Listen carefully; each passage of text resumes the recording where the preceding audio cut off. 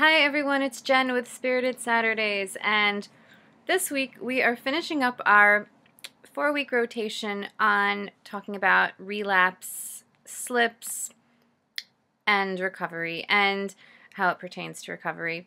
And this last week we're talking about remembering the things that you've learned that have gotten you to this point so that you can call on them in moments of feeling vulnerable, and also being willing to accept that at any given point in your recovery, you might need to tweak the kinds of techniques that you're using to keep yourself stable or in a good place. So, you might be using certain tools, for example, to keep you in like a place of being able to live without the eating disorder. And those tools might really serve a purpose in getting you through every day and getting you used to new life and rediscovering yourself and all of that. Or maybe not even rediscovering yourself yet, but being able to live without the eating disorder.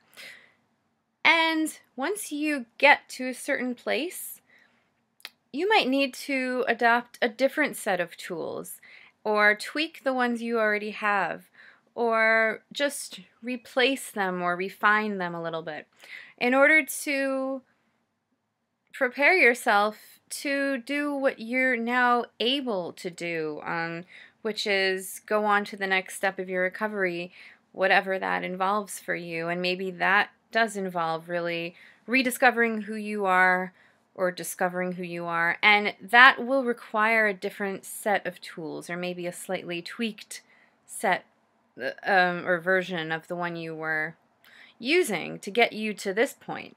So you use a certain set of tools to get from point A to point B, and maybe those served a very important purpose, and maybe you now need to reassess where you're at and what kinds of tools you need to get you to the next step because you are now able to get there. So why would you shortchange yourself and use tools that are just serving to keep you in survival? So that's an important piece of it, being able to assess. And sometimes that change will require kind of using more of the tools you were let me try and see if I can reframe this a little bit. As you go through recovery, you'll find that that next step won't always be progressive. It won't ever really be linear, really. I mean, it's usually pretty zigzaggy, for a time. But there are times where, it doesn't mean that you're regressing in your recovery. You're always moving forward. But at times, part of that moving forward is going to involve taking a closer look and maybe taking inventory and maybe kind of emulating square one, like emulating, routine, for example, having to put certain things in place to remind yourself, that certain things are really important for your recovery, and maybe you got desensitized to those things the longer you were in recovery, and maybe you need to go back to a place of centering and going, yeah, okay, for whatever reason, I need to take a little bit of time and plan out my meals, or I need to go back and look at, however I did it with my nutritionist, whatever. Making sure I get enough of X, Y, and Z and keeping a record and a log. Whatever you needed, that helped you get through maybe a really crucial time. Maybe you need to sometimes call on those tools again. Maybe integrate them with some new ones. All I'm saying is be open to having and needing and wanting to tweak where you're at in order to serve you and your recovery the best that you can. Sometimes that's going to be getting a tighter grasp on recovery, and sometimes that's going to be accepting letting go. Accepting letting go of having to have a tight hold on paying attention to everything that you're, or making sure, putting the, oh, I'm not really sure how to say this, but like when you put so much attention into making sure you're getting enough of this, at some point, maybe you don't need to put quite as much effort and attention into that, and that is something that you would have to really evaluate with, your treatment person or team. But if it comes to that, then at that point, you actually can give yourself permission to step back and explore that territory and explore that space inside you and around you that was taken up by such heightened and great focus on recovery alone. So there is that. There is like the letting yourself do that, and that could be difficult because often we focusing so much on recovery is good in like a lot of ways, but at some point, like, and at a certain stage, it can also become a crux. Is that what it's called? A safety. Like, not that you're focusing on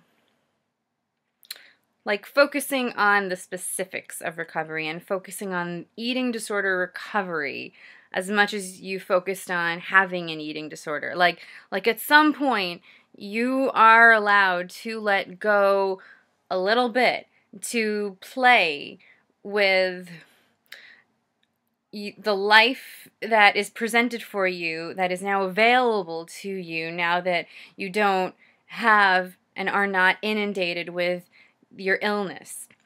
So there is permission that you do end up needing to give yourself at some point. And that, of course, that's with, that is to be assessed with the people who are helping you, and it's always, kind of a tricky line. Sometimes, trusting yourself if you don't know if your judgment is the best about that. But if you really do come to this honest place where you're ready to kind of move on and explore and let go of that tight grasp, become a little more flexible, like all that, that's another thing that you can then tweak. And then you can use different tools in order to guide you in that phase of your recovery.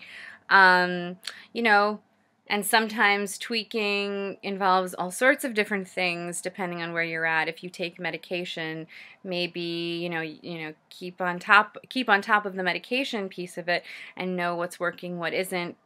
And at certain points in your recovery, you may need a certain kind of medication or a certain dose, and at other points, you may not need that same dose. You may need less. You may need more. You may need a different medication. You may benefit most from not being on medication. Sorry, there's a siren outside. You may be most benefited by being on medication if you weren't. None of these things are weaknesses, and they're all just fair assessments. And so the reason that this is about remembering is because you're allowed to pick and choose from these as you need. You accumulate tools as you go. And it's important to remember which tools help you at which phase of your recovery, so that if you're ever experiencing a feeling or a thought or some kind of symptom of that phase of your recovery, it doesn't have to mean that you're back there in that hole again.